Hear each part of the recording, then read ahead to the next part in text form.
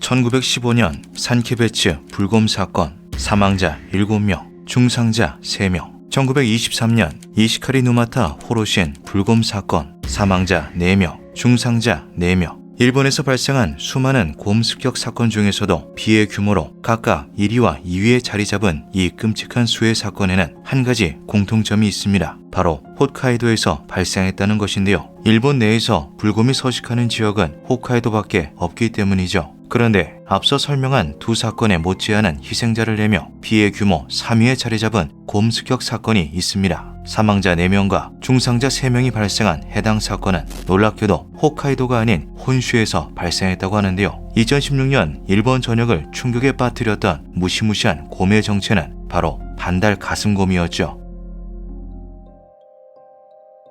일본 열도를 구성하는 4대 섬 중 홋카이도를 제외한 나머지 섬들에는 과거로부터 아시아 흑곰의 아종인 일본 반달 가슴곰이 서식해왔습니다. 섬 특유의 환경에 적응한 결과 평균 몸 길이는 110에서 140cm, 몸무게는 수컷이 80에서 120kg, 암컷이 40에서 80kg 정도로 체구가 작아진 반달 가슴곰인데요. 현대에 들어서 규슈에서는 곰이 절멸했다고 알려져 있으며 시코쿠는 멸종에 가깝게 개체수가 줄어들어 있는 상태죠. 반면 혼슈는 10,000마리 이상의 어마어마한 숫자가 서식하며 그로 인한 사건 사고가 끊이질 않고 있습니다. 정부에서 반달 가슴곰을 포획하는 지자체에 교부금을 지급하며 개체수를 관리하려 안간힘을 쓰고 있을 정도인데요. 곰치고는 작은 체구 때문에 그 위험성을 얕잡아보는 경향이 있지만 이들이 어떤 면에서는 불곰보다도 더 위험하다고 볼 수 있는 맹수이기 때문이죠. 이렇다 할 천적이 없는 거대한 곰들과 달리 늑대와도 치열한 경쟁을 벌여야만 했던 반달 가슴곰은 포식자로부터 스스로를 보호하기 위해 높은 경계심을 지니고 있습니다. 자신의 영역이 침범당하는 것에 대해 굉장히 예민하게 반응하며 약간의 자극만으로도 크게 흥분하는데요. 문제는 수많은 인력과 예산을 투입해 각각의 개체를 추적하는 것이 아닌 이상 반달 가슴곰의 영역을 일일이 파악하는 것은 불가능하다는 거죠.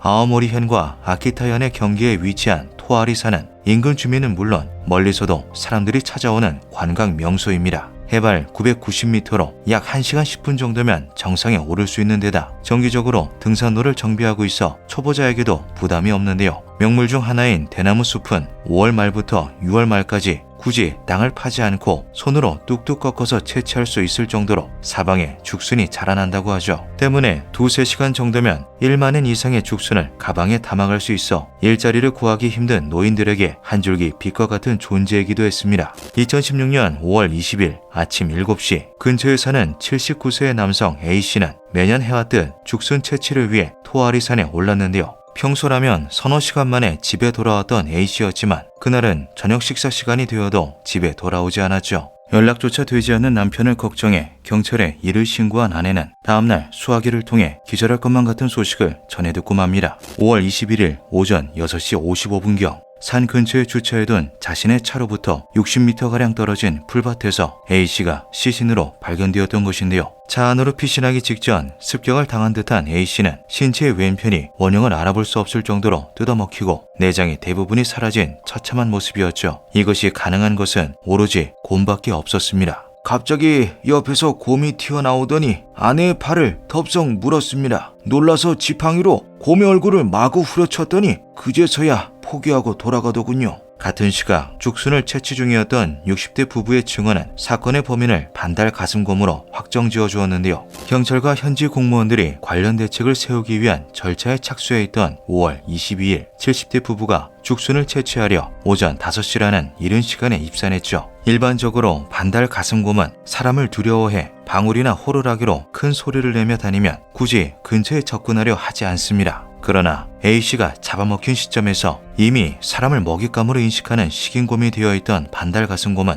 오히려 방울과 호루라기 소리를 추적해 부부 앞에 나타나고 마는데요. 78세의 나이에도 불구하고 남편 B씨는 아내를 지키기 위해 필사적으로 곰을 막아섰죠. 아내는 다급하게 하산해 경찰에 신고한 후 남편을 도우려 왔던 길을 빠르게 되돌아갔습니다. 그러나 남편은 어디에서도 보이지 않았는데요. 오후 1시 30분경 경찰과 소방의 수색 끝에 B씨의 시신이 발견되었죠. 측두부와 옆구리에 커다란 발톱과 이빨 자국이 선명한 B씨는 중상을 입고 차량으로 돌아가려던 중 과다출혈로 인해 사망한 것으로 보였습니다. 비슷한 시각에 한 여성 등산객이 갑자기 나타난 곰을 피하려다 찰과상을 입었다는 소식도 전해졌는데요. 다소 심각한 상황에도 불구하고 경찰과 공무원들이 할 수 있는 것은 습격 현장에 반경 6km를 통행금지 구역으로 지정하고 입산 자제를 요청하는 표지판을 등산로 입구에 세워두는 것이 전부였죠. 그도 그럴 것이 이 시기에 죽순 채취는 노인들의 생계를 책임지는 중요한 수입원으로 입산 자체를 금지할 경우 수많은 민원이 몰려들 것이 분명했습니다. 한편 사고를 조사하는 전문가들은 심각한 문제에 직면해 있었는데요. 각 사건의 곰들이 동일 개체인지 아니면 각각의 개체인지를 전혀 알 수가 없었던 것이죠. 최악의 경우에는 일련의 사건이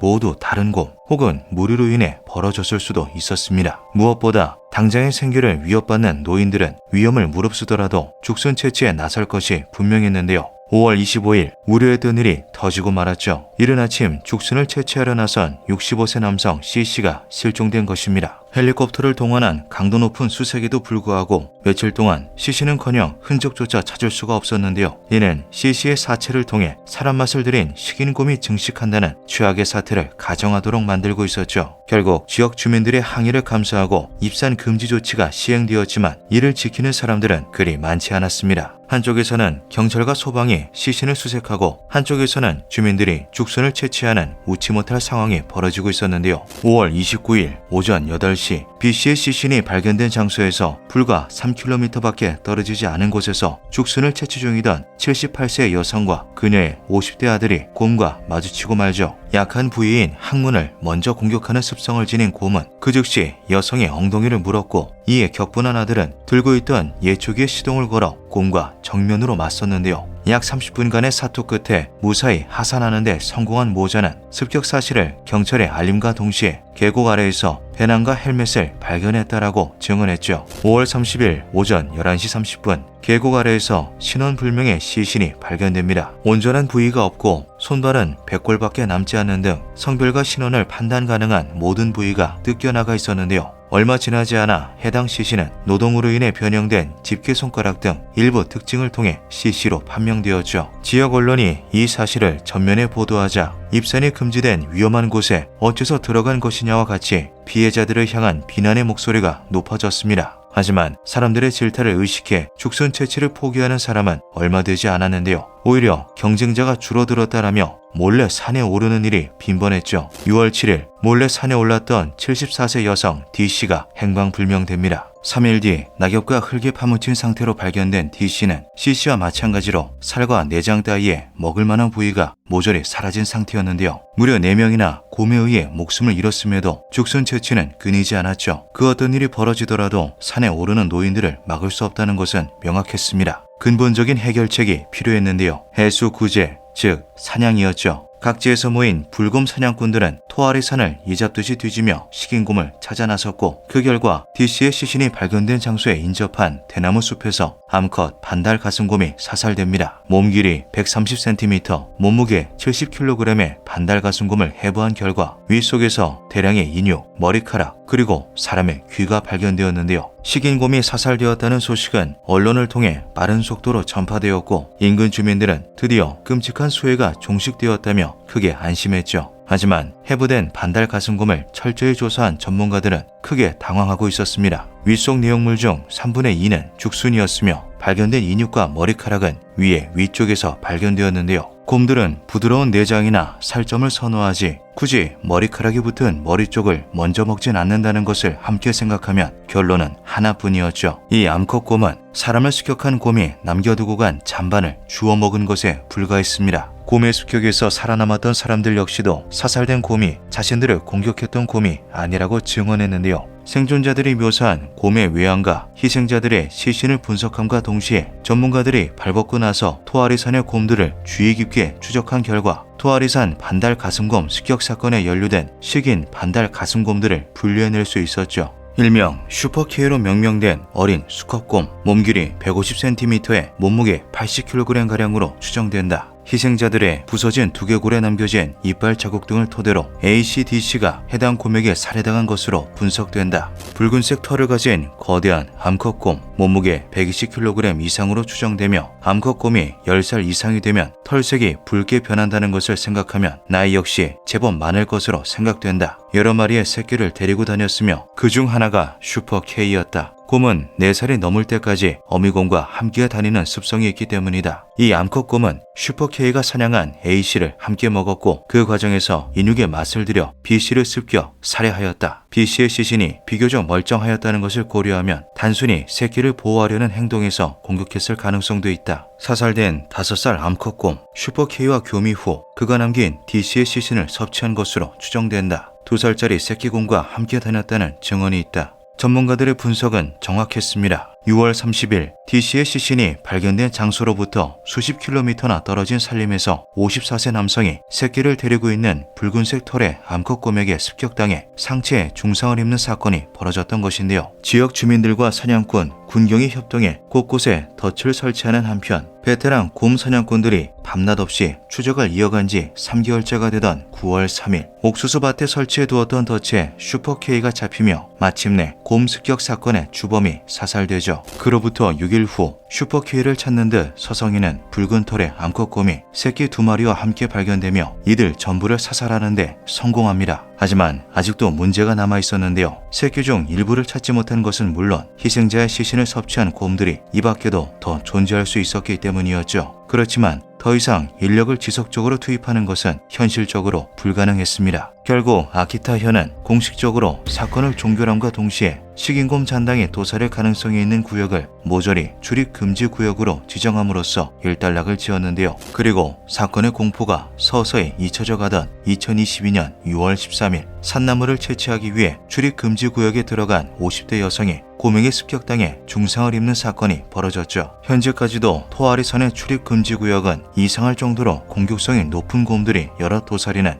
일본에서 가장 위험한 산림으로 남아 있습니다. 이것은 2016년 희생자들의 시신을 섭취했던 곰들이 아직까지도 산에 여럿 잔존하고 있기 때문으로 생각되는데요. 당시 어린 새끼이던 곰들이 장성한 후에도 과거 먹어봤던 고기 맛을 잊지 못한 것으로 추정된다고 하죠. 한편 곰에 인한 피해는 토아리 산을 넘어 일본 전역에서 심각할 정도로 커지고 있는 상태입니다. 2023년 4월부터 11월까지 곰의 습격을 받은 피해자는 무려 212명에 달하며 그중 6명이 목숨을 잃고 말았는데요. 더욱 무서운 점은 피해 사례가 홋카이도가 아닌 혼슈 동북부 지역에 집중되고 있다는 것으로 전체 습격 사례 중 95.8%가 반달 가슴곰에 의한 피해죠. 일본 환경성은 온난화로 인한 이상기후로 반달 가슴곰의 주식인 도토리 등의 열매가 크게 줄어들며 이들이 민가로 침입하다 사람과 마주치는 것을 원인이라고 설명하고 있습니다. 약한 자극에도 크게 흥분하는 반달 가슴곰의 습성상 놀란 사람의 반응에 커다란 공격성을 보이는 경우가 작기 때문인데요. 문제는 우리가 이를 단순한 구경거리로 지켜볼 수 있는 입장이 아니라는 것이죠. 지리산에 복원된 토종 반달 가슴곰의 개체수가 크게 늘어나며 포화된 지리산을 넘어 다른 지역으로 곰들의 서식지가 확대되고 있기 때문입니다. 심지어 대한민국에 자생하는 반달 가슴곰은 우수리 아시아 흑곰으로 아종 중에서 가장 커다란 덩치를 가지고 있기까지 한데요. 수컷은 200kg, 암컷은 140kg까지 성장할 수 있어 토아레산의 곰들이 우습게 보일 정도죠.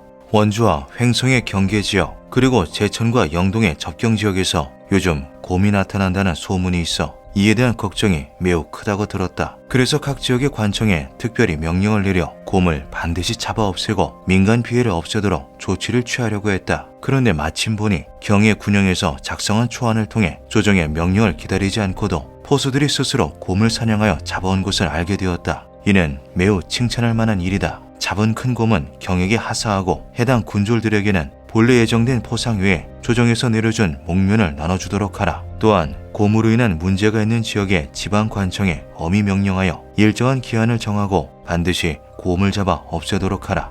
실제로 과거부터 한반도에서는 곰에 의한 피해가 끊이지 않았으며 이를 해결하기 위해 조정에서 곰 사냥을 주기적으로 지시해왔던 바 있습니다. 즉 반달 가슴곰은 결코 귀엽고 친근한 존재가 아닌 엄연한 맹수라는 것인데요. 이를 증명하듯 서서히 우리나라에서도 곰에 의한 피해가 커져가고 있죠. 2023년까지 정부가 보험을 통해 보상한 사례만 해도 총 572건 10억 원에 달합니다. 피해를 방지하기 위한 방편으로 곰들에게 위치 추적기를 부착해 오고 있었지만 이제는 추적기의 배터리가 방전되거나 자연 상태에서 태어난 탓에 추적이 불가능한 곰이 60%를 훌쩍 넘기고 있는데요. 정부의 분석 결과 2014년부터 2023년까지 지리산의 반달 가슴곰이 탐방로 주변 10m 이내에서 활동할 확률은 약 0.44%라고 하죠. 100m 이내는 3.1%이며 1km 이내는 무려 62.35%에 달합니다. 만약 길을 잃기라도 한다면 맹수와 단둘이 마주치게 될 수도 있는 것인데요. 최근에는 등산로에서 곰이 목격되는 사례가 계속해서 보고되며 우려가 현실이 될 수도 있다는 지적이 쏟아지고 있죠. 자연과 인간의 공생은 필요하지만 늘 어려운 일입니다. 기묘한 밤이었습니다.